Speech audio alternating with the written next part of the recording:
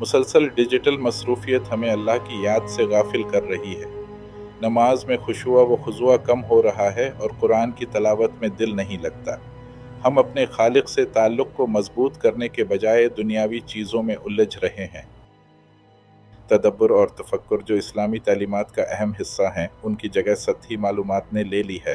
ہم کائنات کی نشانیوں پر غور کرنے کے بجائے سوشل میڈیا کی فیڈز میں گم رہتے ہیں۔ یہ ہماری روحانی ترقی کے راستے میں بڑی رکاوٹ ہے۔ اسلام ہمیں اعتدال اور توازن کی تعلیم دیتا ہے۔ ہر چیز میں میانہ روی اختیار کرنا ہماری دین کا بنیادی اصول ہے۔ سمارٹ فون کا استعمال بھی اسی اصول کے تحت ہونا چاہیے۔ قرآن کریم میں اللہ تعالیٰ فرماتے ہیں کہ اِنَّ كُلَّ شَيْءٍ خَلَقْنَاهُ بِقَدَرٍ، جس کا مفہوم ہے اور ہم نے ہر چیز کو ایک مقدار سے پیدا کیا ہے۔ یہ آیت ہمیں ہر معاملے میں حد سے تجاوز نہ کرنے کی ترغیب دیتی ہے۔ ٹیکنالوجی کا استعمال بھی ایک حد میں رہ کر ہی مفید ہو سکتا ہے۔ اسلام میں وقت کی قدر و قیمت پر بہت زور دیا گیا ہے۔